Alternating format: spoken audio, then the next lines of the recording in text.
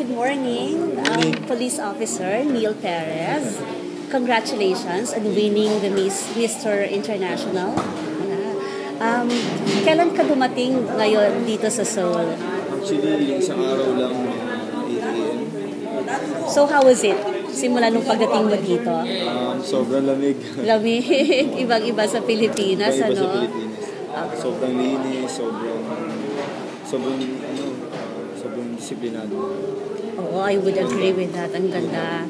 Anong pinagkaiba ng streets? Kasi bilang police officer sa Pilipinas, kitang-kita mo, exposed ka sa street sa Pilipinas, street dito. First impression? Dito wala akong nakikita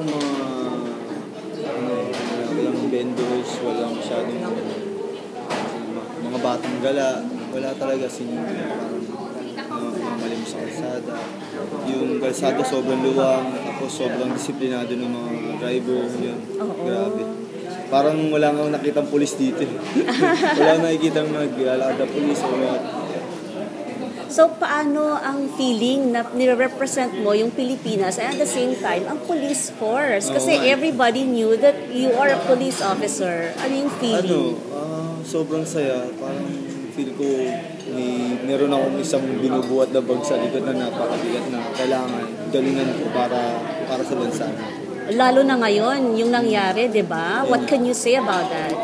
Malungkot. Una, bago ako mag-send up kasi, 2 days before the send, nalaman ko yun. Sobrang malungkot ako kasi 5 doon yung mga kabatch ko from Mabalasig class 2008 sir. So may mga kilala ka talaga doon? Kasama ko sa training talaga. Tsaka yung iba, sa mga training namin sa mga sub-challenge. Kasi sumasali ako ng sub-challenge dati. Yung sub-challenge kasi na yun, mga elite unit naglalaban-laban. Kasama kami mga SOU, Special Operations Unit. Nag-join kami naman.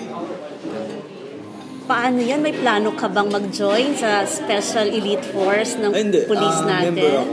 Member ka na? Like I'm a bomb technician. What's that? Bomb technician. So it was really sad. Ay, malungkot talaga kasi siyempre, ito nga, sana manalo ako, sana. Ito, gagawin ko yung best ko para sa mga at saka dinededicate ko talaga sa Yeah, I guess everyone wants to uplift the morale of the police force these days. So sige, can you ask for support?